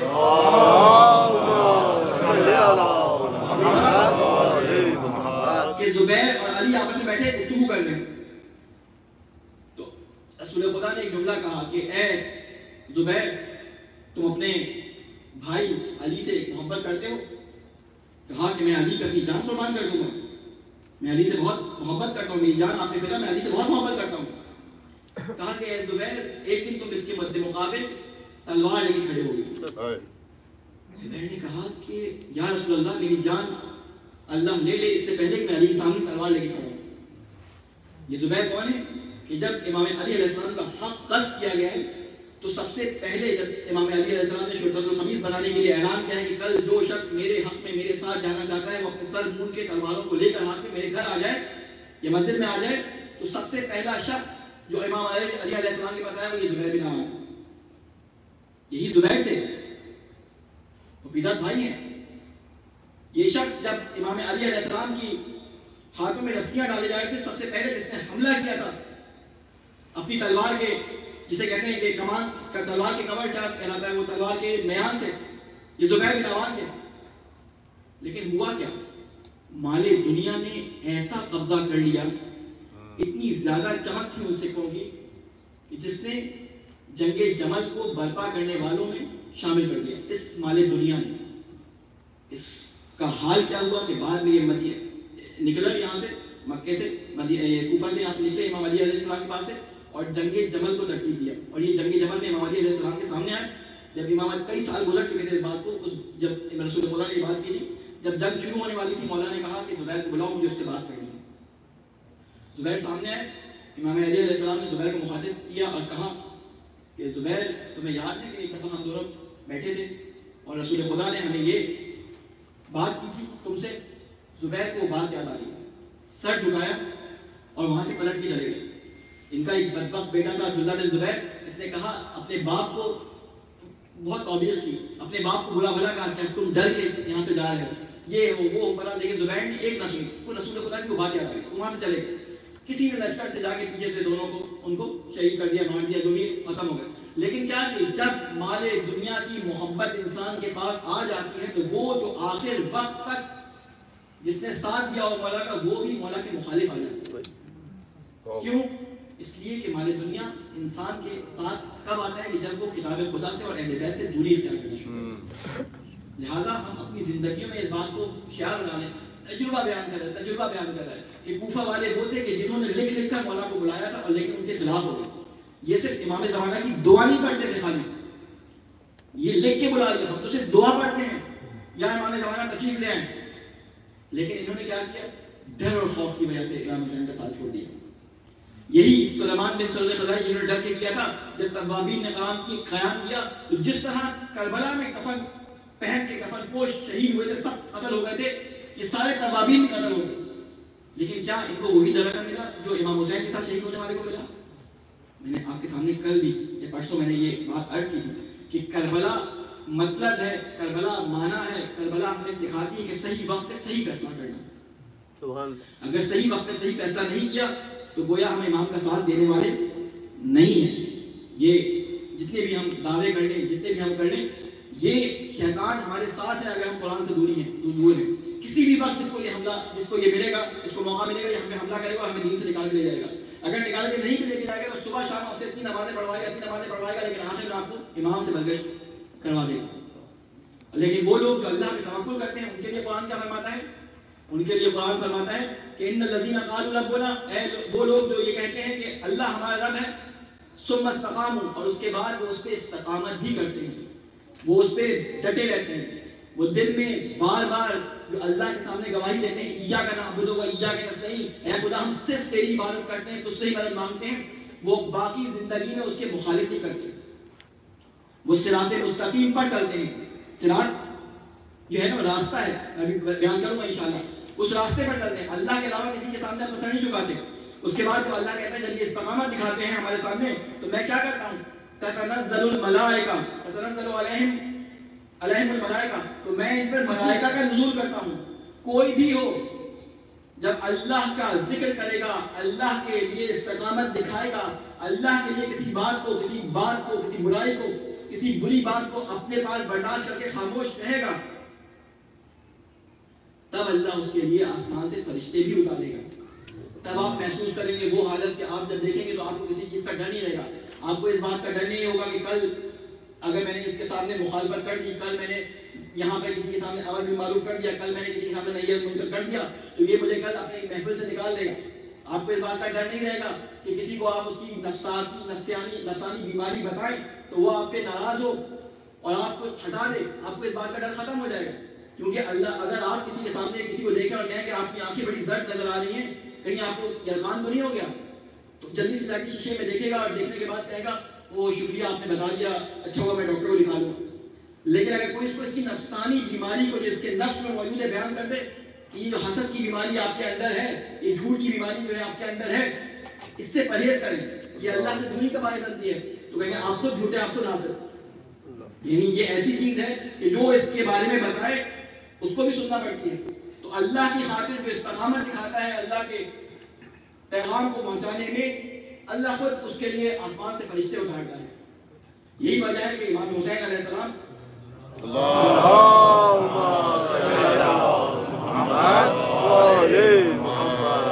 امام حسین علیہ السلام کے ساتھ جو لوگ تھے انہوں نے استقامت دکھائی. ان کو جنت میں جو کہا جاتا ہے مقام دکھا دیا گیا. جنت میں مقام دکھا دیا کا مطلب کیا ہے؟ جنت میں مقام دکھانے کا مطلب یہ تھا کہ یہ سارے فرشتے جو تمہیں لینے کے لیے آئے ہوئے ہیں، جو بار بار آپ کہتے ہیں کہ نانا رسول آپ کے نانا کو ہم دیکھ رہے ہیں، یہ جو بار بار کہہ رہے ہیں کہ مولا علی ہمیں لینے کے لیے آئے ہیں، کیا مطلب ہے؟ یہ زیارت کر رہے تھے کہ وہ نورانی آنکھیں کھل گئی تھی. کیوں؟ اس لیے کہ اللہ تعالیٰ نے وہ نورانیت، وہ ملائکہ کو دیکھنے کی صلاحیت ان کے اندر پیدا کر دی تھی. جب فرشتے آپ کے پاس آتے ہیں تو فرشتے کا آنے کا فائدہ کب ہوتا ہے کہ جب آپ کو نظر بھی آئے، آپ کو حس کریں. ایسے فرشتوں کا آنے کا آپ کو فائدہ کیا ہے جو آپ کسی نہ کر سکیں. تو اللہ تعالیٰ وہ نورانیت، وہ دل کی آنکھیں کھول دیتا ہے. جب انسان اللہ کا تقوی اختیار کرتا ہے وہ دل کی آنکھیں کھول دیتا ہے کہ جس کی وجہ سے آپ کو سارے حالات اور وہ سارے صحیح اور غلط اور باطل اور حق نظر آنا شروع ہو جاتے ہیں. جب آپ کے سامنے کوئی بول رہا ہوتا ہے آپ کو معلوم ہوتا ہے کہ یہ پیسے کے لیے بول رہا ہے یا یہ واہ کرنے کے لیے بول رہا ہے یا یہ حقیقت کو بیان کرنے کے لیے بول رہا ہے. کیونکہ اللہ تعالیٰ کہ اس بندے نے، جس کو آپ حسین کے نام سے جانتے ہیں، مقصد بتا دیا تھا اس ممبر حسینی کا کہ اس ممبر حسینی کا مقصد کیا ہے.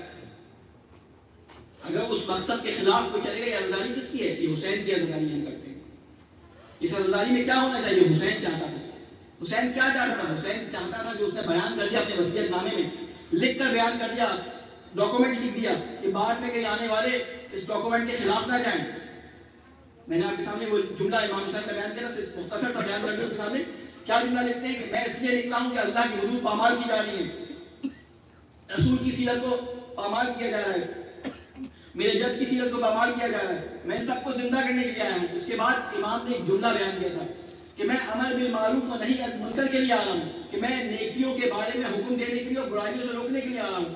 اب اگر اس جگہ سے سیرت رسول کو پامال کیا جائے، اس جگہ سے علی کی سیرت کو پامال کیا جائے، اس جگہ سے وہ باتیں بیان کی جائیں جو علی نہیں چاہتے تھے، جو علی جن کی مخالفت کرتے تھے، اگر ان باتوں کو بیان کیا جائے جس کی رسول مخالفت کرتے تھے، جس کی وجہ سے ہماری شکایت قیامت کے دن ہوگی، اگر اس ممبر سے امر بالمعروف نہ ہو، اس ممبر سے نہی عن المنکر نہ ہو، تو ہم اپنی خوشی کے لیے سب کچھ کرتے ہیں، مولا کی خوشی کے لیے نہیں کرتے. یہ ممبر، اس کا حق، اس کا جواب دینا ہے. اگر ایک شخص یہاں آ کے بیٹھتا ہے، 100 لوگ بیٹھتے ہیں تو اس کو 100 گھنٹوں کا جواب دینا ہے. آپ کو اگر کسی کو سنتے ہیں تو آپ کو جواب دینا ہے کہ آپ نے سنا تھا، غلط بات سنی تھی تو ٹوکا کیوں نہیں، صحیح بات سنی تھی تو عمل کیوں نہیں کیا. لہذا ہمیں کربلا کا پیغام یہی ہے کہ استقامت کے ساتھ ڈٹ جاؤ. کس چیز پہ ڈٹ جاؤ؟ جو میرا پیغام ہے، اور میرا پیغام وہ ہے جو میں اللہ کے پاس لے جانے کے لیے پیغام ہے. اگر اس پیغام کو پہچان لو گے تو خدا کو پہچان لو گے. یہی وجہ ہے کہ ہمیں کربلا کے میدان کے اندر جتنے بھی لوگ بچے، حتیٰ کہ چھوٹے چھوٹے بچے، ان میں استقامت نظر آتی ہے۔ کوئی بھی ایسا بچہ ہمیں نظر نہیں آتا جس نے استقامت کو چھوڑا اور کہا ہو کہ ہم بیعت کرنے جا رہے ہیں، ہمیں پیاس بہت لگی ہے، ہم بیعت کرنے جا رہے ہیں۔ کوئی ایک چھوٹا سا بچہ بھی نظر نہیں آتا۔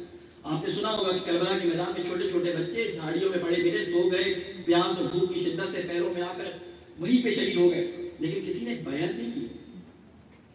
یہ کربلا، اس کی تیاریاں بہت پہلے سے شروع کر دی گئی۔ آپ کو معلوم ہے نا کہ جب امام علی علیہ السلام کے پاس عبداللہ کا پیغام آیا حضرت زینب کے لیے، تو امام علی علیہ السلام نے ایک شرط رکھی تھی اس میں کہ عبداللہ ہمیں منظور ہے لیکن ایک شرط ہے۔ جی مولا فرمائیے۔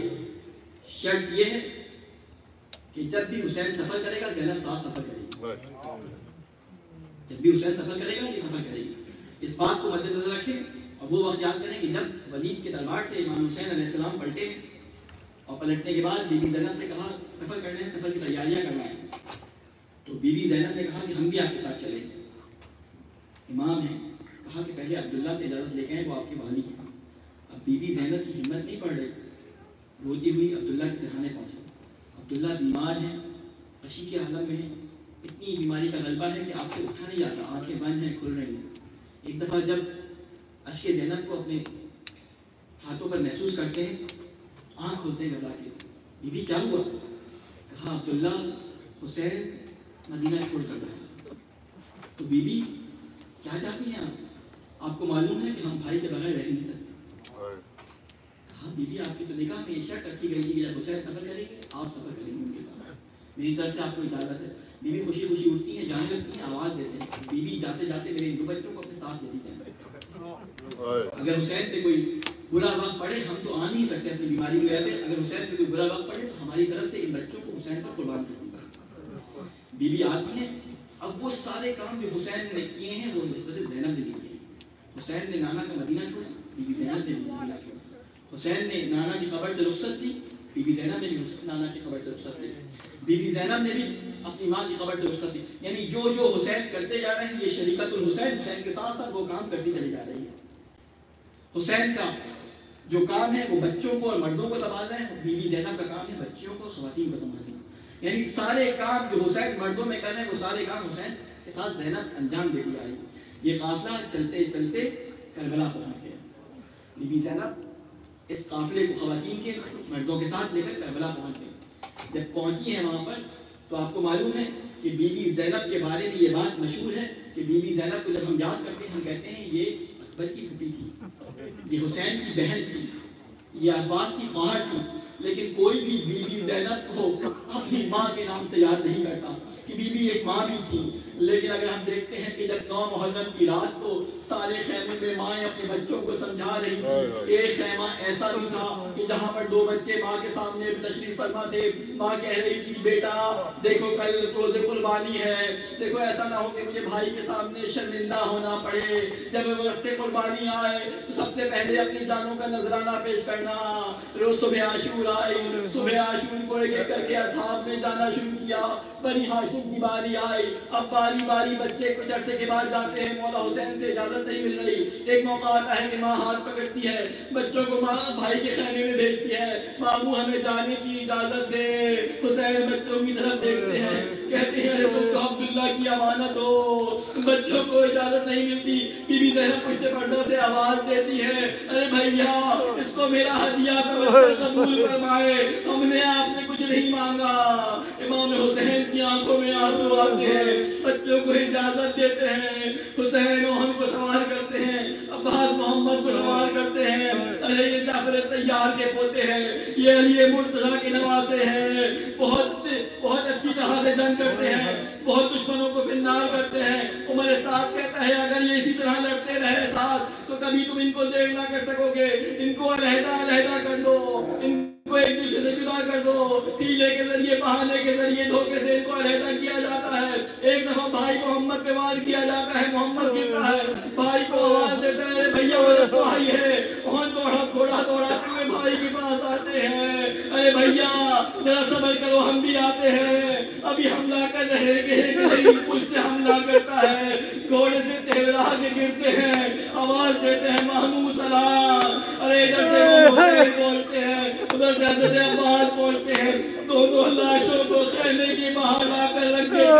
ہے. بی بی زینب کا طریقہ کار یہ تھا کہ اب تک جو بھی لاشاں آیا تھا زینب سب سے پہلی اس لاشے پر آنے والی ہوتی تھی, لیکن بچے باہر موجود ہیں, زینب موجود نہیں. کسی نے کہا زینب کو دیکھو کہاں ہے. خیمے میں جا کر ایک بی بی نے کیا دیکھا کہ زینب سجدے میں سر رکھ کر خدا سے کہہ رہی ہے, اے اللہ میری قربانی کو اپنی بارگاہ میں قبول فرمانا. بیوی بچے آ گئے. ارے یہ سننا تھا. زینب گھبرا کے سجدے سے اٹھی, باہر آئی, بچے آ گئے. کہا بیوی باہر تو آئیے ذرا. جب باہر آ کے دیکھا تو بچوں کے لاشیں رکھے ہوئے. زینب نے اپنے دل کو تھاما, نہیں چاہتی تھی کہ حسین کو زینب کا رنگ دیکھنا پڑے. بچوں کے بیچ میں آ کے بیٹھی, ایک سجدہ شکر کیا, اے اللہ تیرا شکر ہے تو نے میری قربانی کو قبول کر لیا. عاشور کا دن, عاشور کی شب گزر گئی. 11 محرم کو جب قافلے چلے ہیں, کسی بیوی نے اپنے آپ کو قاسم پہ گرایا, کسی بیوی نے اپنے آپ کو اکبر پہ گرایا, بیوی زینب نے اپنے آپ کو بھائی کے لاشے پہ گرا دیا. ارے بیوی زینب نے اپنے بچوں کا ماتم نہیں کیا, ماتم کیا تو صرف حسین کا کیا. ارے بازار میں حسین زینب کے ساتھ ساتھ ہے, حسین کا ماتم کر رہی ہے زینب, بچوں کا ماتم نہیں کیا. جب دربار میں ہے تو بھائی کا ماتم کر رہی ہے, دربار سے جب رہائی ملی تو بھائی کی مجلس کی. جب تبرکات آئے, سب کے تبرکات ان کے حوالے کر دیے گئے. حسین کا سر زینب نے لے لیا, عباس کا سر ام کلثوم نے لے لیا. 2 سر بچ گئے. شام کی عورتوں نے کہا کہ ان بچوں کی ماں مر گئی ہے. کہا نہیں, ان بچوں کی ماں زندہ ہے. لیکن زینب ابھی اپنے بھائی کا پرسہ لے رہی ہے. زینب نے بچوں کا ماتم نہ کیا. قافلہ مدینے آ گیا. نانا کی قبر پہ بھی گئی, نانا کی قبر پہ حسین کا پرسہ دیا نانا کو, ان کے گھر والوں کا پرسہ دیا. ماں کی قبر پہ بھائی کا پرسہ دیا. جب امام حسین علیہ السلام کے گھر تمام امانتیں پہنچا دی, وہ ذمہ داریاں جو حسین نے زینب کو دی تھی وہ جب پہنچا دی. ایک دفعہ گھر پہنچی, گھر پہنچنے کے بعد 2 ننھے بستر نظر آئے. بستروں کو دیکھا, دل بھر آیا. ساری ذمہ داریاں زینب کو ڈال کی. اب زینب کو ایک دفعہ کیا, اے میرے بچوں مجھے معاف کرنا, میں نے تمہارے اوپر گریا دیا. اے اول محمد سیادت الذین ظلموا ایم القلب ينقلبون ماتم حسین.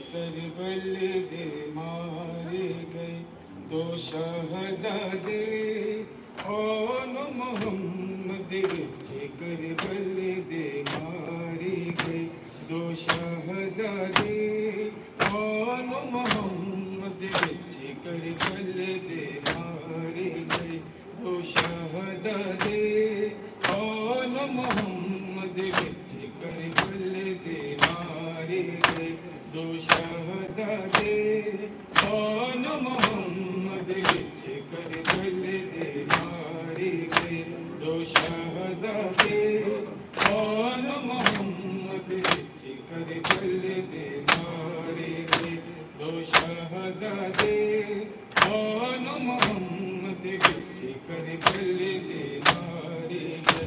زینب دے 2 بچڑے اکبر اصغر کو مارے گئے 2 شہزادے, آن محمد بچ کربل دے مارے گئے 2 شہزادے, آن محمد بچ کربل دے مارے گئے. زینب دے 2 بچھڑے اکبر اصغر تو بارے دے دو شہزادے کون محمد بچ کر بل دے مارے دے دو شہزادے کون محمد بچ کر بل دے مارے دے جدو آن محمد آکھ دسن سڈا آخری باری سلام اماں جدو آن محمد آکھ دسن سڈا آخری باری سلام اماں زہرا دا لاڈ لو باکے میرے معصوم سہارے دو شہزادے کون محمد بچ کر بل دے مارے دو شہزادے کون محمد بچ کر بل دے مارے زینب غربت دے عالم بچ قربانی آپ تیار کی تھی زینب غربت دے عالم بچ قربانی آپ تیار کی تھی پانی نہیں سی شہزادیاں دے ہنجوان البال سوارے دے دو شہزادے کون محمد بچ کر بل دے مارے دے دو شہزادے کون محمد بچ کر بل دے مارے گئے دو شہزادے کون محمد بچ کر بل دے مارے گئے اے اون محمد نہیں لوگو جو سمجھو جعفر حیدر نے اے اون محمد نہیں لوگو جو سمجھو جعفر حیدر نے سب کہندے سی جد لڑن لئی زینب دے راج دلارے دے دو شہزادے کون محمد بچ کر بل دے مارے گئے دو شہزادے کون محمد بچ کر بل دے مارے گئے کدی اکبر اصغر تے قاسم کدی آن محمد تے غازی کدی اکبر اصغر تے قاسم کدی آن محمد تے غازی شبیر دا بیڑا اجڑ گیا جدو باری باری ساڑے گئے شہزادے کون محمد بچ کر بل دے مارے گئے دو شہزادے کون محمد بچ کر بل دے مارے گئے دو شہزادے کون محمد بچ کر بل دے مارے گئے دو شہزادے کون محمد بچ کر بل دے مارے گئے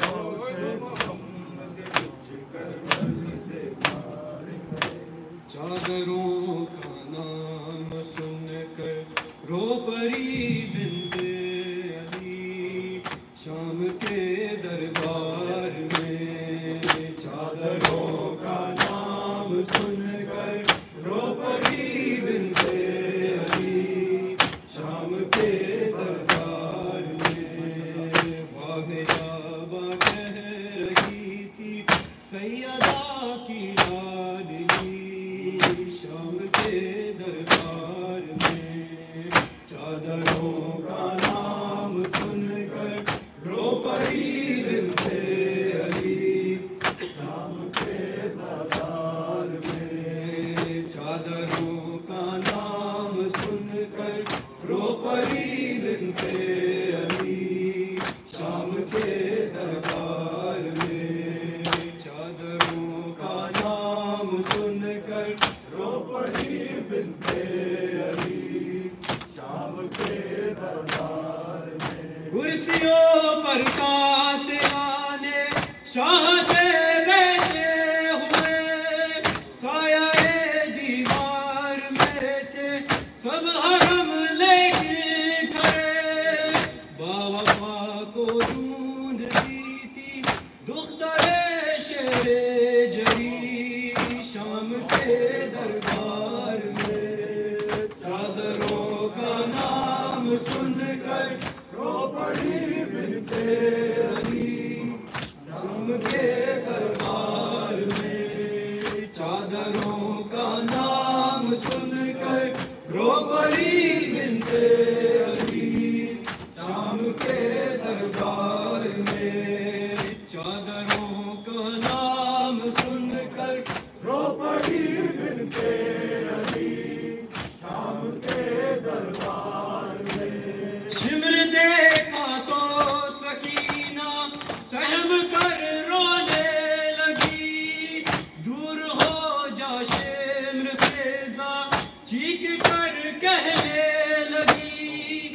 खौफ से मर जा रही है बाग़े इस्मत की खली शाम के दरबार में। चादरों का नाम सुनकर रो पड़ी बिनते अली शाम के दरबार में। चादरों का नाम सुनकर रो पड़ी बिनते अली शाम के दरबार में। वाहिदा कह रही थी सैयदा की नादिली शाम के दरबार में। चादरों का नाम सुनकर रो पड़ी बिनते अली शाम के दरबार में।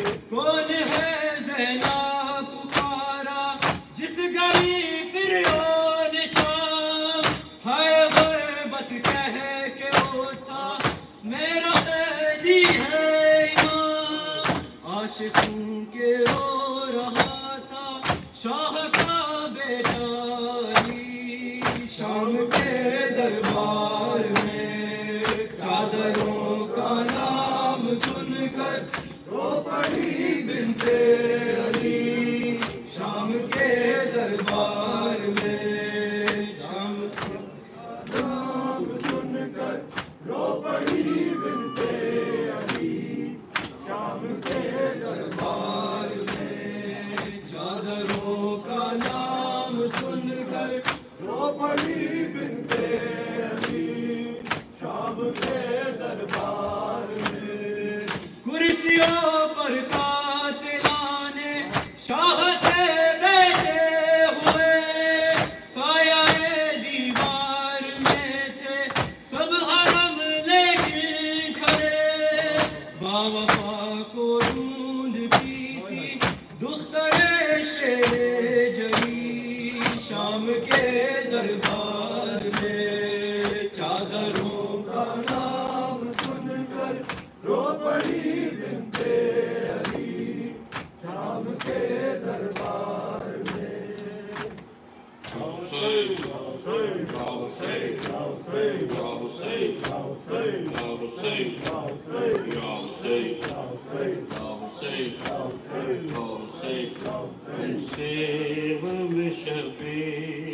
बुलाया नहीं जाता हमसे गम शबीर। बुलाया नहीं जाता हमसे गम शबीर। बुलाया नहीं जाता हमसे गम शबीर। बुलाया नहीं जाता हमसे गम शबीर। बुलाया नहीं जाता हमसे गम शबीर। बुलाया नहीं जाता हमसे गम शबीर। बुलाया नहीं जाता हमसे गम शबीर। बुलाया नहीं जाता हमसे गम शबीर। बुलाया नहीं जाता। ओ ये दाग कलेजे से, ओ ये दाग कलेजे से मिटाया नहीं जाता हमसे गम शबीर। बुलाया नहीं जाता हमसे गम शबीर। बुलाया नहीं जाता हमसे गम शबीर।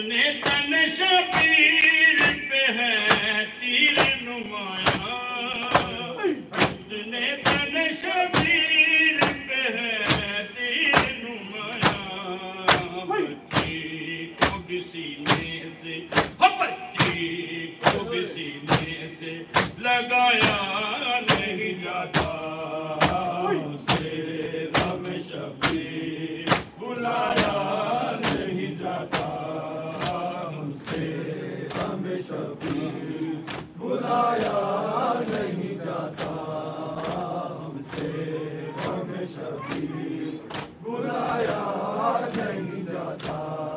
او یہ داغ کلیجے سے، او یہ داغ کلیجے سے مٹایا نہیں جاتا، ہم سے غم شبیر بلایا نہیں جاتا، ہم سے غم شبیر بلایا نہیں جاتا۔ قاسم کی نا امید رکھو مادر قاسم، قاسم کی نا امید رکھو مادر قاسم، لاشے کی یہ حالت ہے، لاشے کی یہ حالت ہے کہ لایا نہیں جاتا، ہم سے غم شبیر بلایا نہیں جاتا، ہم سے غم شبیر بلایا نہیں جاتا، ہم سے غم شبیر بلایا نہیں جاتا۔ او یہ داغ کلیجے سے، او یہ داغ کلیجے سے مٹایا نہیں جاتا، ہم سے غم شبیر بلایا نہیں جاتا، ہم سے غم شبیر بلایا نہیں جاتا، ہم سے غم شبیر۔ اٹھتے ہیں کبھی بیٹھتے ہیں مولا اکیلے، اٹھتے ہیں کبھی بیٹھتے ہیں مولا اکیلے، کیا لاشائے فرزند، وہ کیا لاشائے فرزند اٹھایا نہیں جاتا، ہم سے غم شبیر بلایا نہیں جاتا، ہم سے غم شبیر بلایا نہیں جاتا، ہم سے غم شبیر بلایا نہیں جاتا۔ داغ کلیجے سے، او یہ داغ کلیجے سے مٹایا نہیں جاتا، ہم سے غم شبیر بلایا نہیں جاتا، ہم سے غم شبیر بلایا نہیں جاتا۔ اے لاشائیں ایک بین پہ بجھی پیاس کی ہچکی، اے لاشائیں ایک بین پہ بجھی پیاس کی ہچکی، فاطمہ صغرا کا، فاطمہ صغرا کا سنایا نہیں جاتا، ہم سے غم شبیر بلایا نہیں جاتا، ہم سے غم شبیر بلایا نہیں جاتا، ہم سے غم شبیر بلایا نہیں جاتا۔ مولا حق امام یا حسن یا حسین، مولا حق امام یا حسن یا حسین، مولا حق امام یا حسن یا حسین، مولا حق امام یا حسن یا حسین، مولا حق امام یا حسن یا حسین، شبیر کی وہ لاڈلی، شبیر کی وہ لاڈلی، شبیر کی وہ لاڈلی، شبیر کی وہ لاڈلی، سینے پہ جو شاہ کے پلی، سینے پہ جو شاہ کے پلی، جس کی ابا بن میں جلی، جس کی ابا بن میں جلی، منہ پر تماچوں کے نشان، امام یا حسن یا حسین مولا حق امام یا حسن یا حسین یا حسین یا حسین یا حسین وہ اصغر بے شیر تھا وہ اصغر بے شیر تھا اور حرملا کا تیر تھا اور حرملا کا تیر تھا پیاسا گلا کیوں کرکٹا پیاسا گلا کیوں کرکٹا لرزی زمین اور آسمان مولا حق امام یا حسن یا حسین مولا حق امام یا حسن یا حسین یا حسین یا حسین یا حسین وہ باوفا عباس تھا وہ باوفا عباس تھا دکھیوں کی جو ایک آس تھا دکھیوں کی جو ایک آس تھا پانی لیا پر نہ پیا پانی لیا پر نہ پیا پیاسی رہی سیدانیاں مولا حق امام یا حسن یا حسین